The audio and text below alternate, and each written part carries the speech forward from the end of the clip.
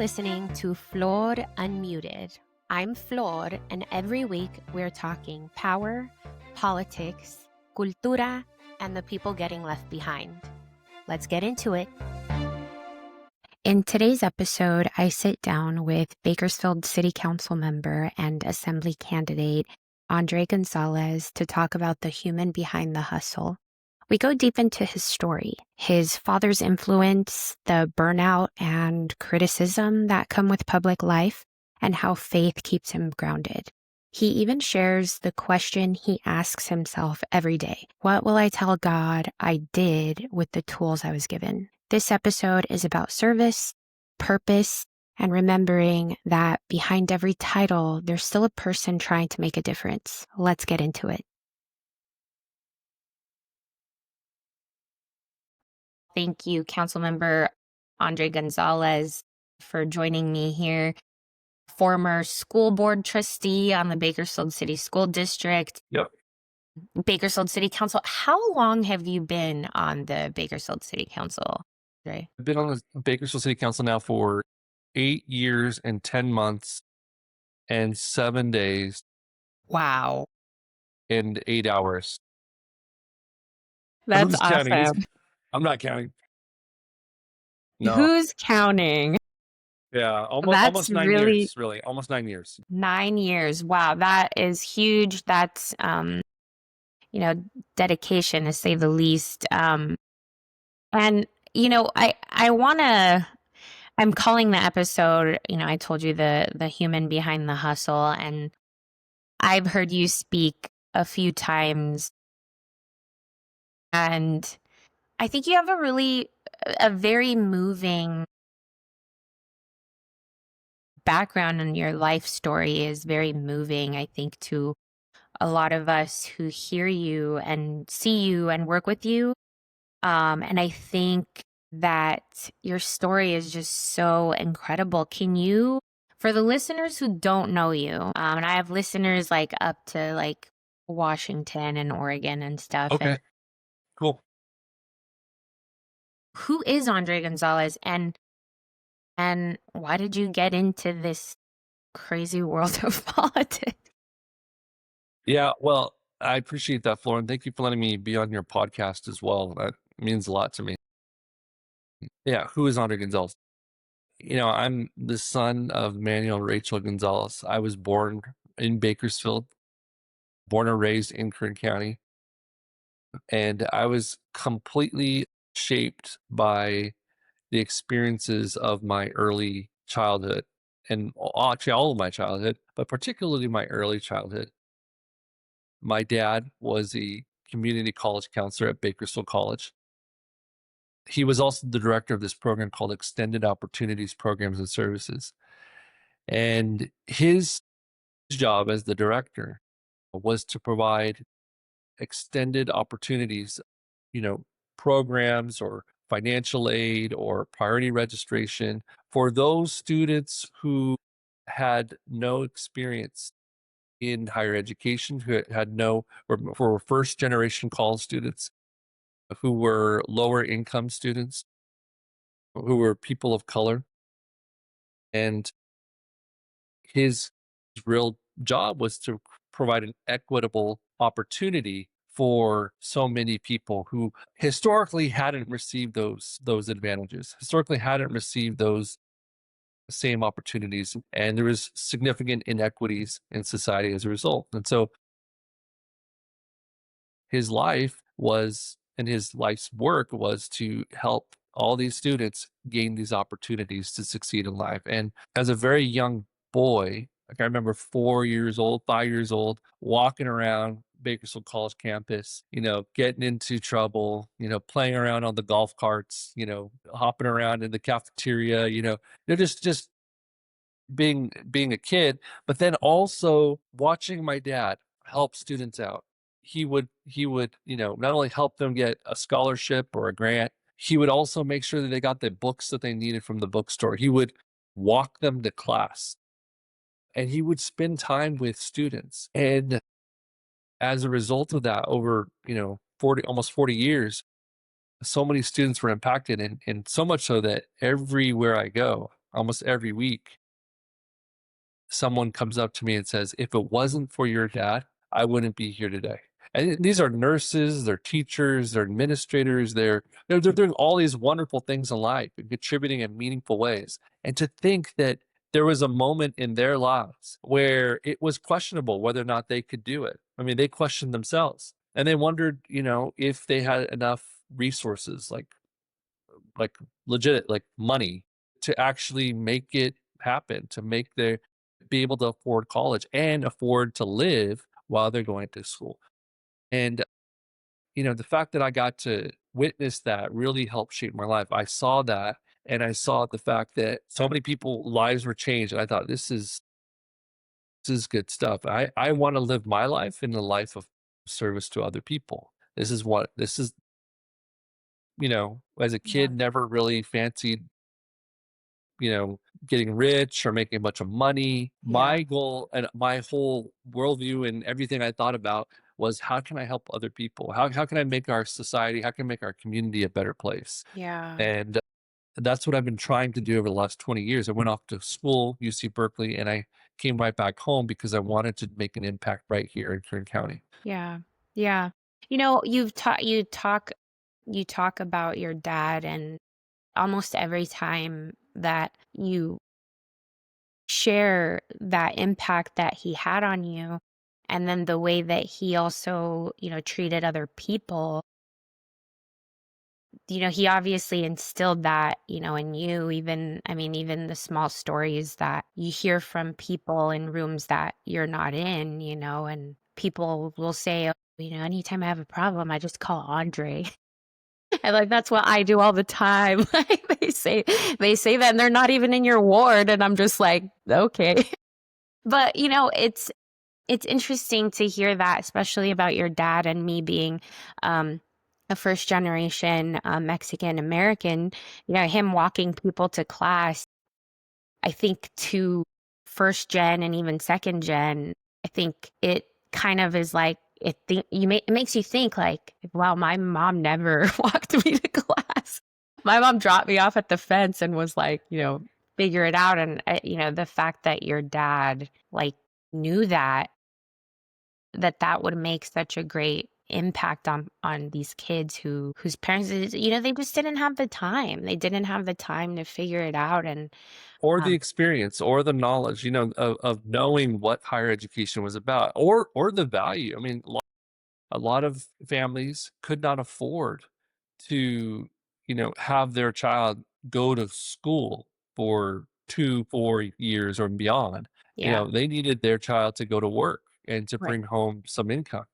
right, And so my dad understood that. And, keep in mind, he was a counselor back in the late 70s and the 80s, early 90s, when the population of college students was very different. The makeup was very different, right? Not to look at this through a racial lens, but it does matter. When, back then the majority of the student population was, the vast majority was white, very small minority of population was either black or brown.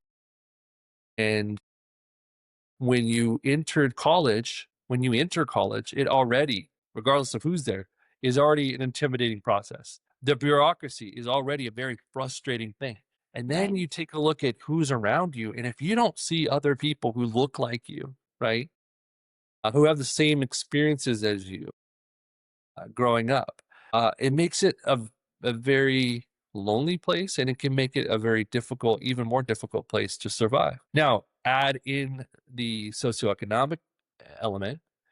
And if you're struggling financially, if your families are struggling financially, it becomes an even bigger hurdle to overcome Yeah, and to actually succeed. So amidst all of that, then you imagine yourself, in the early 80s on this campus, Bakersfield College, and then you see this, mild mannered, Latino man on campus and willing to take the time to spend with you, help you on, calm your nerves, give you some encouragement when you need it, telling you that you can do it, and then helping you with actual resources to make sure you get there. Yeah. And then also getting after you when you've fallen short, when you're not meeting up to expectations, holding you accountable. That's a very special role that you can't just write out in a job description. Yep. No, that's something that comes from the heart. Yep. So, I think for me, like this work that I'm doing, I feel like it's an honor and it's a blessing for me because it feels like I deeply feel from the bottom of my heart that I'm living out my calling, my life's work to be a servant to others. Do I always get it right? No. Sometimes I fall short. Yes. Sometimes they're like yesterday, I was going for 14 hours straight. There's still texts that I haven't gotten to yet, and there's still emails I haven't responded yet, and I need to do that this morning. Yeah. So yeah, it gets very difficult to do the work as well, but I still nonetheless feel Yeah. like this is my call. Yeah. And I want to ask you about that too, because you're a Cal grad, you went to UC Berkeley, Mhm. and there's a uniqueness to me from my perspective, my, you know, small town upbringing, that anytime I meet somebody who graduated from UC Berkeley, they just have this worldview of just acceptance. And you touched on it a little bit about like you're sitting in a classroom and everybody around you looks different than you and has a different upbringing than you, or a majority, right? A majority of students. How did you navigate that going to Berkeley? And, it's likely that, and I don't know, I'm assuming here, but it's likely that your family, supported that. But how did you feel when you were off in college and you had all these? I'm sure it was some sort of a culture shock, but how did that feel? And how did that fuel your want to eventually run for office, if Yeah. it did? Yeah, it's a great question. So, a couple things there. One is it's interesting you mentioned that because I never really thought about this, but when I walked into a classroom at Cal, everybody looked different from me as well, but it was very diverse, right? And that's the reason why it wasn't homogenous. Um, and for me, I felt like just that was an added benefit, and I knew that more than the classes I was going to take, that the actual interactions I had with other students and the community was going to serve me well in life. And to understand, I met some incredibly, incredibly smart people, talented people. Like, and sometimes I got imposter syndrome. Like, why am I here? Like, these students, these people are like brilliant. I'm not sure I was supposed to be here. Like, and it's just been incredible to have that experience with them. Yeah. I know that as when I left from high school and in left to Cal, I knew that I was ready to leave Bakersfield. Bakersfield was at that time half the size it is today, very small town, and I felt like there was more out there in the world that I wanted to see and I wanted to experience and I wanted to learn, and so I couldn't wait to get out there into the world. And Berkeley felt like was the center of the world in a lot of ways, just because there's so many people from all around the world there. So I embraced it. But I also felt intimidated. And I also felt challenged. And in a campus that big, for a lot of students, it feels like it's a sink or swim mentality. And there are very few people like my dad that are obviously available, right? There are people out there, but it's not as obvious, right? And it's hard to sometimes feel like you have that support in a bigger campus like Cal. Yeah. But for me, that only fueled me, that only challenged me, and I like the idea of being challenged and trying to sharpen my own. Yeah. No, for sure. Yeah, I think that's a huge piece too, like in your And your dad's story, like supporting all these kids who are showing up at community college and probably filled out their own like financial aid paperwork, probably translated a lot of contracts for their parents actually, like at 7 years old, and always having to do that on your own. It's just, it's very moving to hear, that your dad was somebody out there lending more than just a helping hand on the first day of school, but holding them accountable. I want to ask you this too. Why did you run for school board in your first race, and how did your first race go? Yeah, so I ran for Bakersfield City School District Board when I was, well, I decided to run when I was 27. Ended up being turning 28 during the campaign, but um, I wanted to run because I had been doing work in the community for the 5 years prior as a community organizer with an organization called Faith in Action Kern County. It's part of the Pico, California network. I actually had started this organization, so it was a very grassroots organization. We partnered with a group in Fresno, built up some funding through grant work, and um, we were moving, and we were working on a lot of neighborhood issues, and then we started getting involved in some education related issues. And it became clear to me that the school district that I was working in, Bakersfield City, wasn't the same district that I went to school in, or at least it wasn't as recognizable. And the student population had changed dramatically from the 80s to the early 2000s. Socioeconomics had changed. But the one thing that didn't change was the school board. The school board looked like the school board of, 1980. And for me, that was very problematic because not only does representation matter, because it does, but it also is important for our leaders, our elected leaders, our governing board leaders, to have a understanding of the people that they serve. Cultural understanding, the understanding of the neighborhoods, the nuances of families, and to also have a heart that is willing to include people in those conversations related to the education of their children, related to how budget decisions, right? How budgets are being designed, related to the direction of the school district, the priorities of the district. And what I had observed from the outside looking in was that the district had become what I refer to as a fortress school district, right? It was very hard to get inside. And once you got inside, it was very hard to actually contribute in an authentic and meaningful way.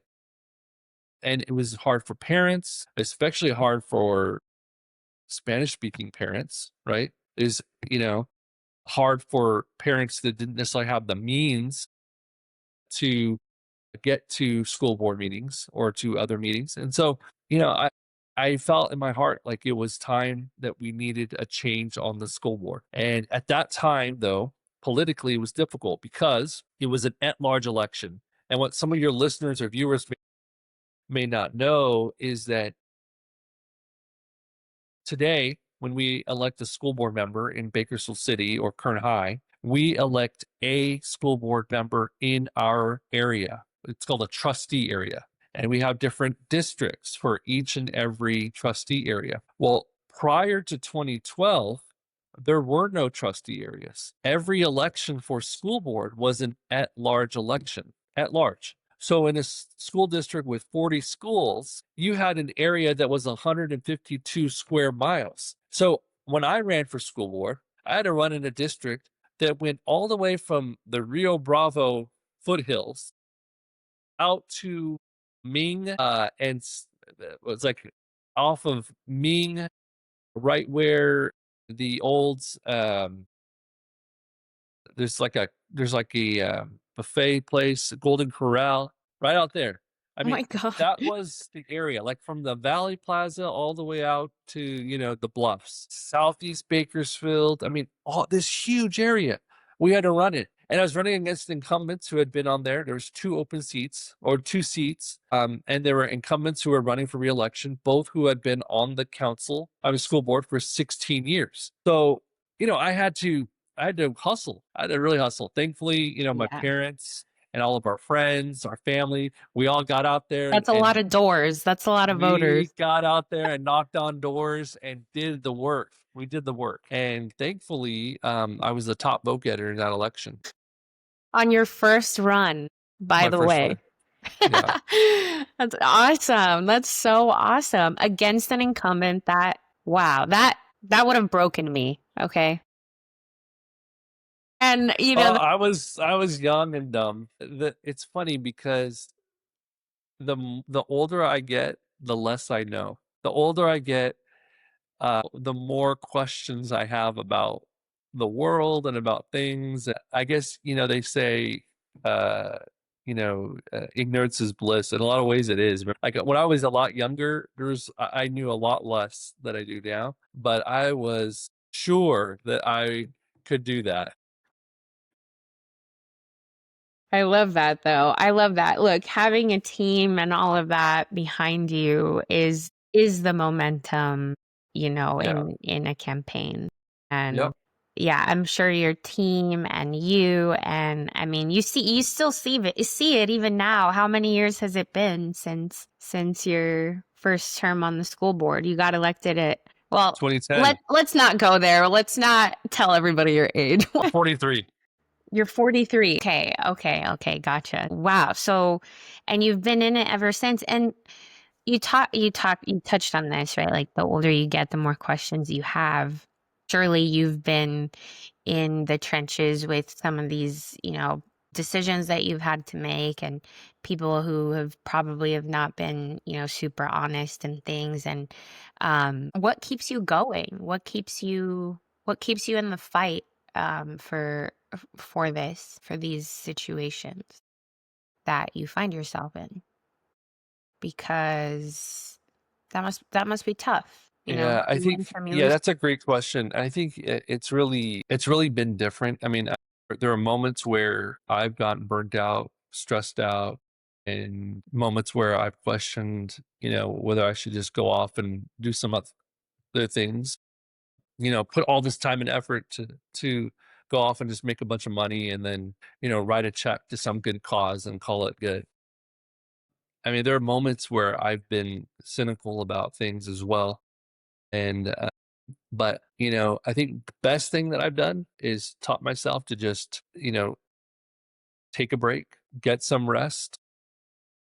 And what I've found is when I get up in the morning, I have that renewed sense of energy to get back up and to fight, particularly in campaigns where I kind of you get hit, and you get people telling you you're the worst thing ever and here's why, and here's some outlandish things, and then you feel down and discouraged, and then I go home, get some rest, wake up in the morning, and then I'm ready to fight again. So I think there's just something internally that just is just pressing me to keep pushing forward, which is good, which is very helpful. I feel like that's a skill that we all probably can develop and strengthen. But I think Yeah. the other thing too is just understanding like what I need, right? There's certain moments in life where I just need different things, and paying attention to that and being very, very cognizant. So for example, it's really important to pay attention to what we need, right? And one of the things that was really bringing me down like 5 years ago was this just constant barrage of just like negative comments, either online or on, conservative talk radio or whatnot, and even just on the community about homelessness and about my response to homelessness or my inability to respond to homelessness. And I felt like, number one, it was very unfair because I was the only one on the city council, only one in local government to have pushed for some homelessness response from our local government, as the only one to fight for resources to build our, Brundage Lane Navigation Center, to have funding for street outreach, to do things that were innovative to get to the root causes of homelessness. But I felt like a lot of people were just, number one, they're very frustrated because they saw a number of homeless people on our streets and a growing number. And number two is they just felt like it should be very simple. They felt like we should just be able to sweep people up and send them off somewhere. But number one, we didn't have resources. Who was going to actually sweep people up, quote unquote? And number two is, once you do that, where do they go? You're gonna jail somebody?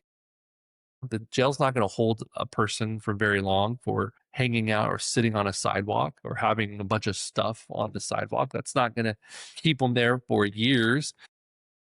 Practically speaking, how do you really respond to it? And so I pushed myself and I pushed the city to come up with a more comprehensive approach. Well, that thoughtful work always takes a lot of time. It always takes a lot of energy. It takes a lot of money. And I would get this barrage of just people just hammering me all the time. And it got to the point where I was like, I can't keep functioning like this. Here, I'm trying to find a response, I'm trying to do the work, and I have all these people who are just on my back all the time. And I thought to myself, two things are going to have to change, or two, one of two things is going to have to happen. One is I'm either have to get out of this work because it's not working. I'm not finding it to be fruitful. It's not making me happy, and it's affecting my health. If I don't get out of this work, I will probably die very young from, whatever. And I don't want to do that. I don't want to die young. But the stress was starting to have a physical effect on me. But the second thing was, I'm going to have to, if I don't give it up, something has to change. I'm going to have to somehow figure out a way to cope with all of this and deal with all of it. And so what I've done was, I told myself, you know what? I'm going to treat my professional work as an elected official like it's a LLC, like it's a limited liability corporation. And like in these LLCs, right? The corporation versus sole proprietorship. In a sole proprietorship, if you get sued, your personal assets, your personal wealth gets threatened, right? Someone can go after your personal assets. In a limited liability corporation, you're able to separate your personal assets from the corporate assets, and it limits that liability, right? Limited liability corporation. So in my mind, I thought, okay, well, if I can just figure out a way to separate myself, Andrae Gonzales, as Manuel Rachel's son, right? As the Andrae Gonzales, the human being, with Andrae Gonzales, the public official. Andrae Gonzales, the public official that lots of people have contributed to shaping, right? Both positive and negative. If I can separate those two things out, I can protect myself, my own health, and perhaps I can function better. And so psychologically, this has been a practice of mine, just really trying to keep everything separate.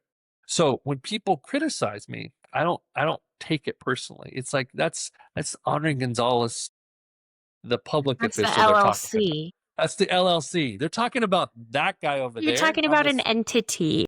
Yeah, they're talking about an entity.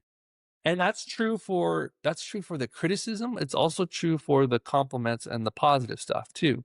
Because the other thing that I think is a hazard on the other side of it, and I've seen elected officials or others in the community fall into this trap, is they believe their own bullshit. Like they start getting caught up in all of the hype, right? And they take everyone's compliments and feedback, positive feedback, and they eat it up, and they just slowly get this head that begins to swell, right? And as a result, they begin to approach other people, their constituents, their followers, their community members, or colleagues. They begin to approach them far differently, right? It's this arrogance, it's this self-centeredness that can creep in if you let it get there. And you have to be careful, because in politics and in community and in anything in life, when people want something from you, they're far more likely to butter you up. They're far more likely to try to, embellish, some of your contributions or embellish the compliments given in order to gain your favor. So you have to know that. You have to understand that. And so by putting everything in the LLC, Andre Inc. I shouldn't say that. It sounds too bad. But you know what I'm It's saying? true. I just Yeah, put it's everything not public sector enough. No, I'm just right. kidding. But to kind of No, separate this is everything a a this is bit. a good way to explain that though, Andre. I think a lot of people get burned because they don't. A lot of people say the term it's politics, and I think that's what you're Exactly. explaining.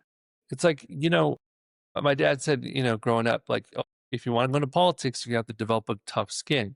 That is true. You do. You have to be able to take a lot of things and you just keep rolling with the punches. But you also have to understand that you are a human being and you have feelings and we all have emotions and we all have things that, get at us. And the more that we can separate out the public life from the more personal human being side, the better we are.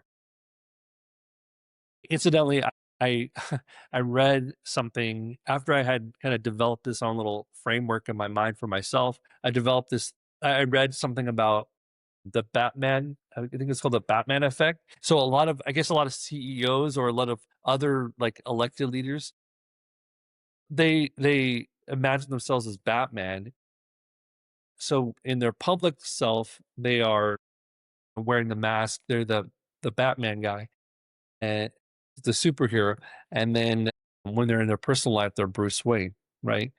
They're two different people. So similar kind of Yeah. concept. Maybe it's the same thing, but psychologists and folks have kind of developed this so to help people kind of separate those two things out. So Yeah. it's Yeah. kind of interesting, but it's been super helpful for me. Um, and it also allows me to just be me, right? Just to be Right. Andre Yeah. and just to be who I am and not to worry too much about what happens over there because what happens over there, frankly, a lot of it has nothing to do with me. Has Yeah. nothing to do with me. Yeah. Yeah. I've never heard it explained like that before, and that's such a great way to put it. I always think of, if you're part of a committee or part of an organization, it's a brand, just like it is in a business setting, right? Like the way you show up, the way you interact with people, your response time. Somebody calls you, are you calling them back? Like, right? It's all like the service piece of it. There's so many parallels in those in the way that what you just explained. It's kind of like opening this like box of thoughts that I have, because I think as an elected official, I have to ask you this too, like how do you not lose that part of, okay, like, this is my entity, but like it's just you. Like it really is just you. So whenever you have to make those hard decisions, I guess that's what makes it so hard. I guess it's not a question more than it's a comment. It's because Yeah, I sometimes mean, you do have to do it and it's just you. exactly. I mean, we got to understand, like, I think part of it is really also kind of understanding exactly what we're doing this for, right? Are we doing this for our own ego, our own legacy, what people will say about us? And if we're doing it about all those things, that's fine, but just be honest about that, right? I'm not necessarily too concerned about how other people perceive me or what other people think about me. That's their business, and a lot of times it has nothing to do with me. It is just about them. It has more to do probably with them than it does with me. I found that particularly with those who've hated on me for some time, you know, you start to think about why that is, and really has very little to do with actual me or anything that I've done. I don't go out trying to hurt other people. I don't go out trying to, to bring down other people all day or any day. My goal in life is to try to improve our community. So you take a look at that, and if you're worried so much about what other people say or what, it's going to be a very tough road, because Right. no matter your best intentions, no matter how good you are, people are going to say something. Yeah. And the better you are and the more effective you are, the more people sometimes will say. So you can't go into it with that mindset. And if you do, just know, there's going to be some challenges there. Yeah.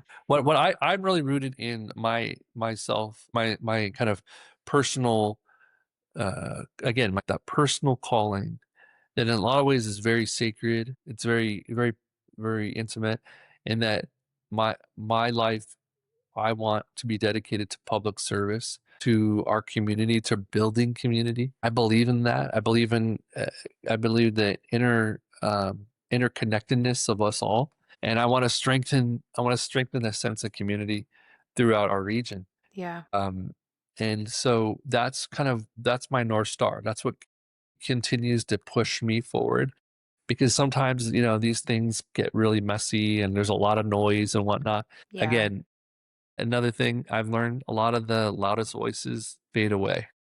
Yeah. They're just like bright lights that fade away very Yeah. quickly. Yeah, for sure. I think too, I think it's also very I think that's what's so impressive, about Andre Gonzales LLC. Because, I think all the moving parts of everything, and then the fact that you started, at the school board level. I've been involved like a little bit with, the Democratic Party and stuff, and being on the outside of it. I think people tend to forget, like, there's still a person behind these decisions that are being made, and some things that are wildly out of one person's control. I think that's also my intention with this, this conversation that we're having, is that, I think a lot of the time we tend to forget, like, we want something so bad to happen, and then we realize, oh yeah, like, oh, you have to go to your local city council for that. You know, like, "Oh, I didn't know that," and then they're just, like, yelling at you guys. And then it's like, Well, "Hold the yeah. phone. Did you go canvas? Hold on."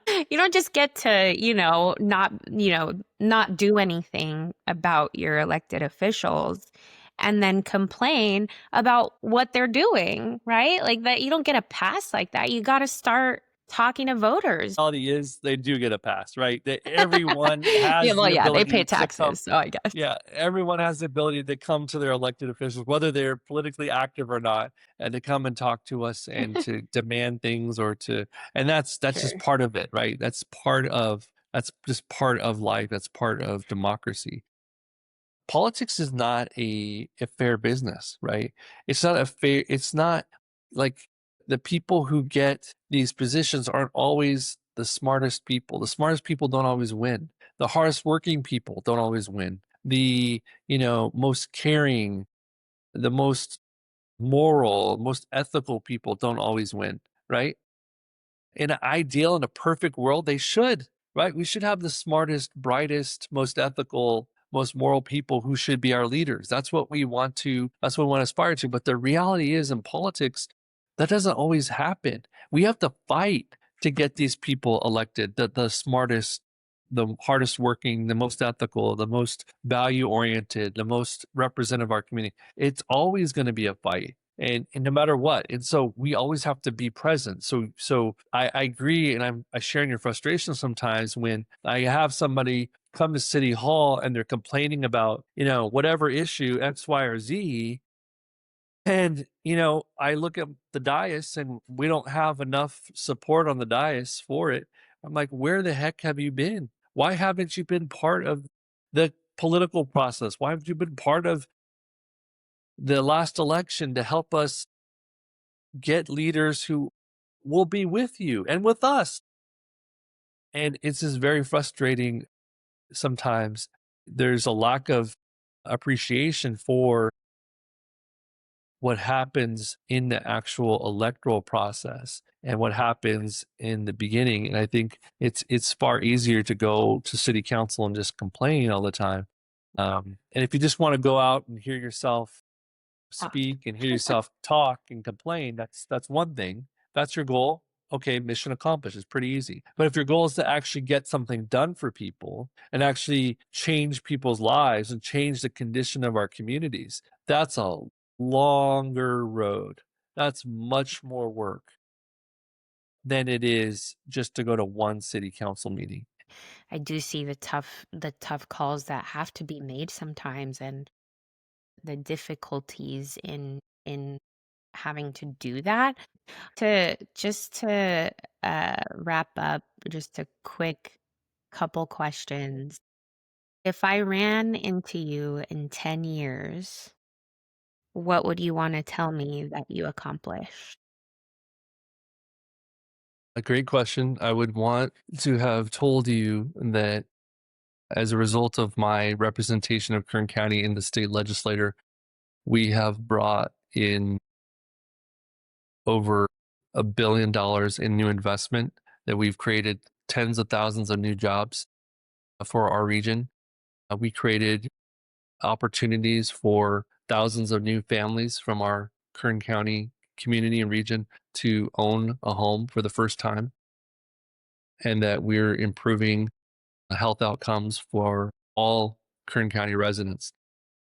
Those are the things that I'm really focused in on, and the things that I've spent a lot of years on the Bakersfield City Council, particularly related to housing. And I want to pursue when I get into the state legislature. Yeah, that's good.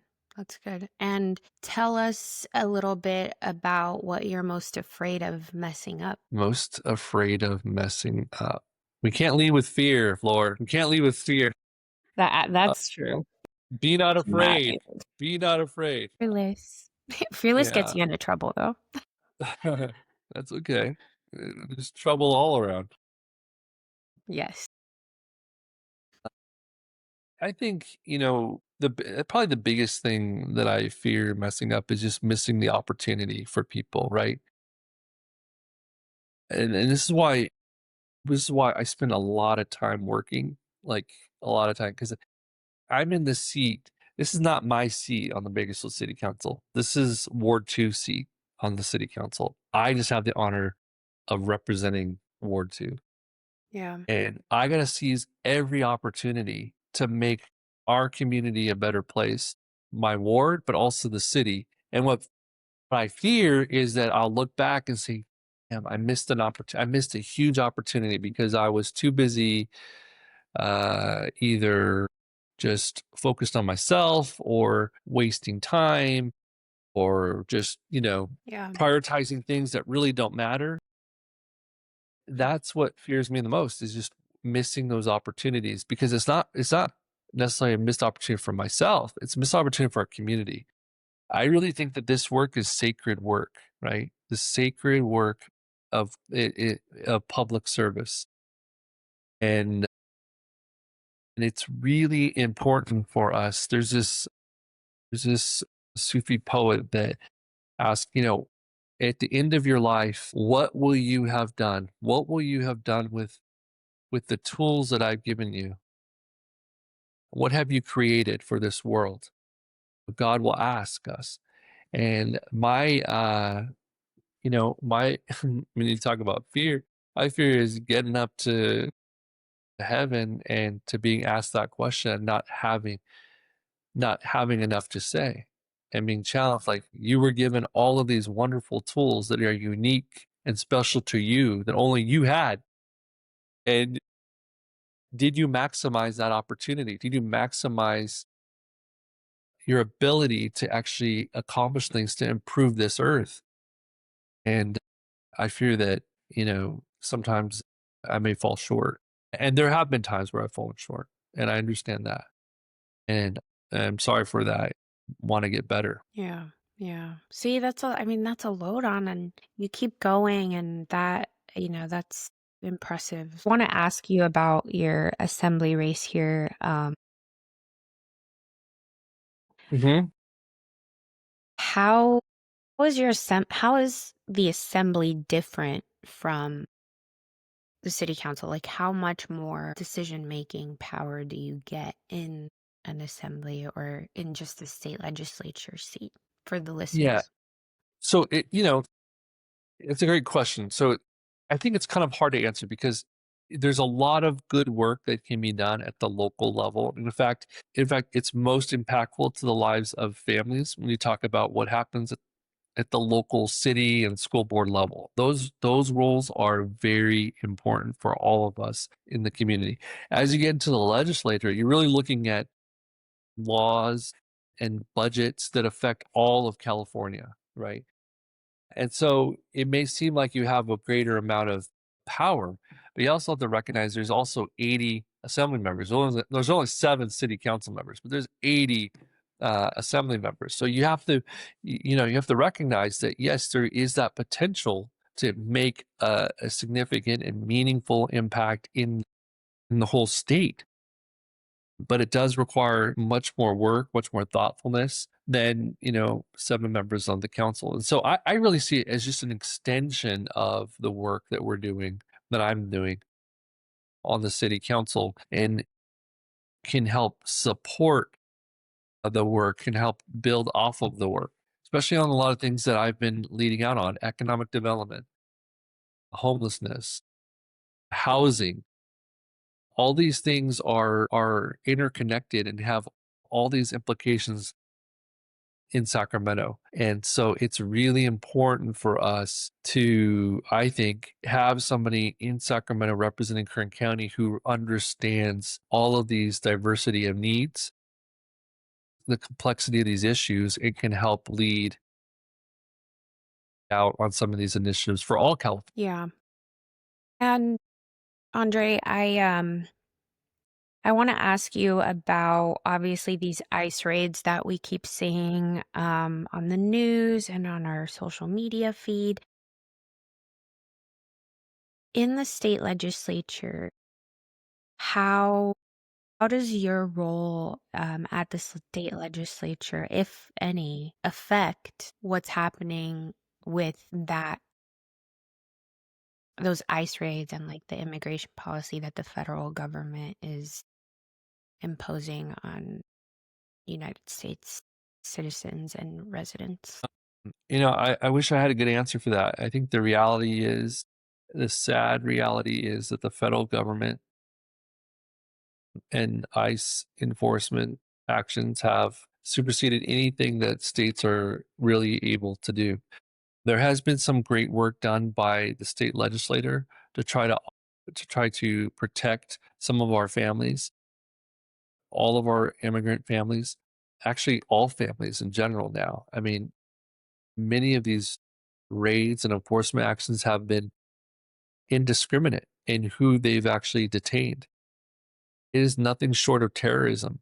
The way these ICE agents have gone out there and terrorized our communities. And so we have to do whatever we can in the legislature. The state has to do whatever it can to protect our families, to protect hardworking people who are here to improve their lives. They're here to strengthen their families, here to make our community better and make our society and make our economy far more abundant because of their contributions. Yeah. Yeah. And I want to add to that at your run for assembly, which is Assembly District 35, you get to bring more communities along with you, not just Bakersfield, right? So now your district, you would be covering a larger piece of Kern County and other rural communities, right? Right. Right, exactly. I mean, it's not just Bakersfield. Bakersfield's 52% of the district, but it also includes Delano, McFarland, Osco, Shafter, Arvin, Lamont, all these areas, to your point, that are more rural, that have a higher concentration of individuals who may be undocumented. And it is important for us to all of us in society in this country to recognize the contributions that so many of our families, so many of us and my grandparents, who are immigrants, have contributed to this country. Yeah. Yeah. I mean, immigrants actually, wrote the Declaration of Independence.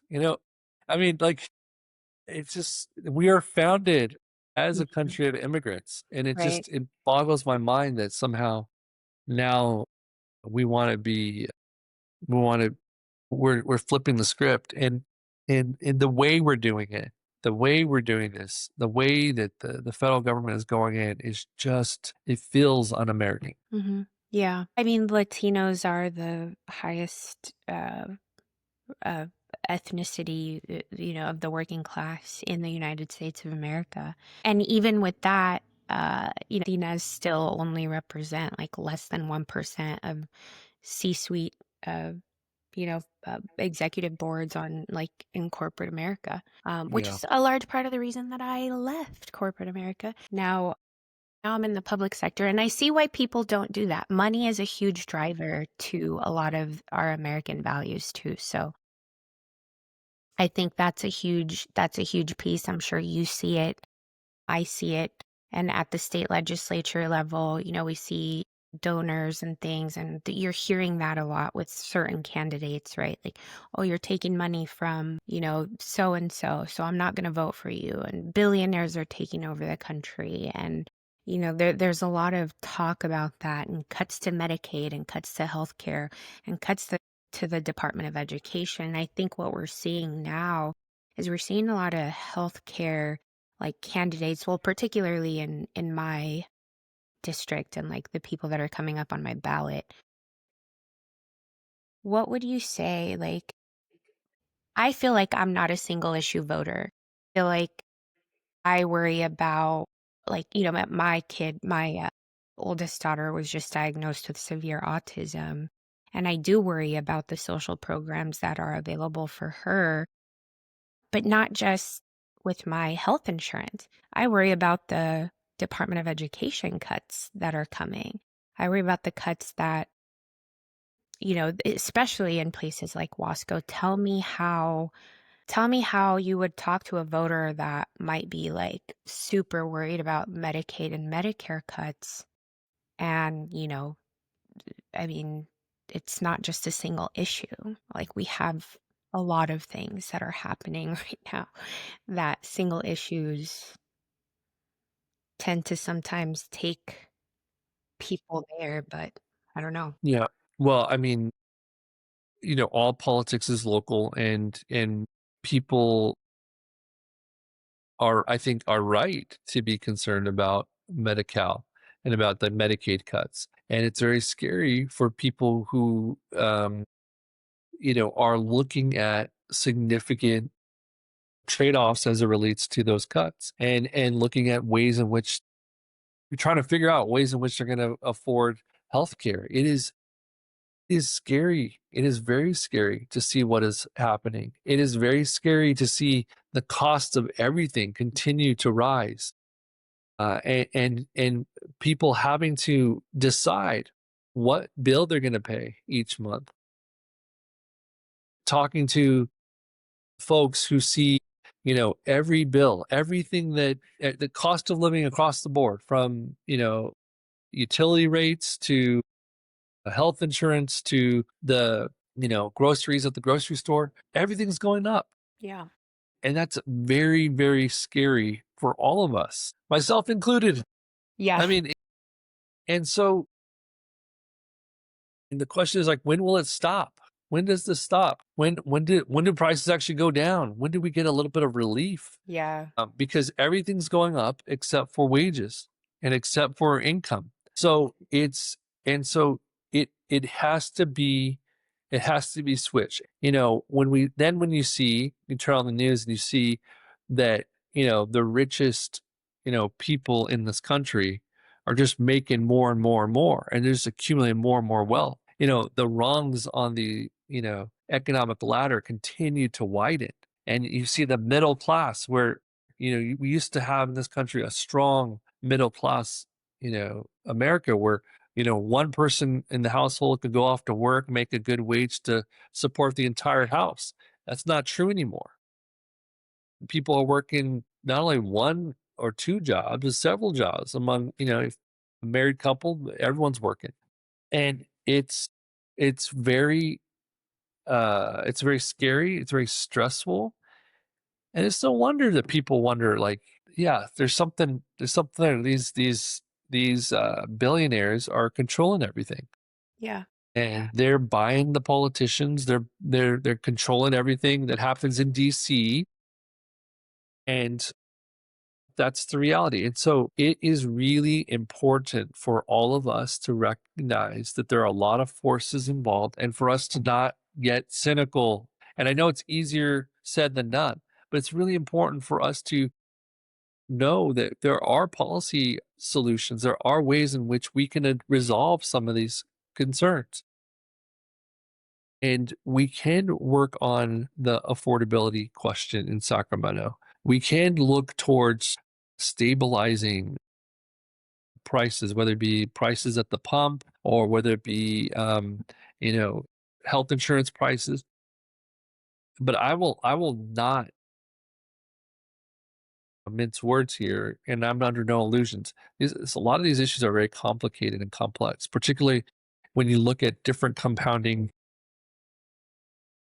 issues facing the state, facing this country. And this is why we need somebody in office who has experience, right? Yeah. And who understands how policymaking works, understands how negotiations work, and can go in not necessarily knowing everything. Because God knows I did not know everything. There's a small band of knowledge that I have. But what I do understand is how to find answers. What I do understand is how to ask questions and how to think thoughtfully and critically on things so that I can get to a response that is beneficial for all of us. And so that's really what I'm trying to focus on now. So that's a long answer. It's probably not what I'm No, saying at the that's door, but exactly no, that's exactly what, I needed to hear because you're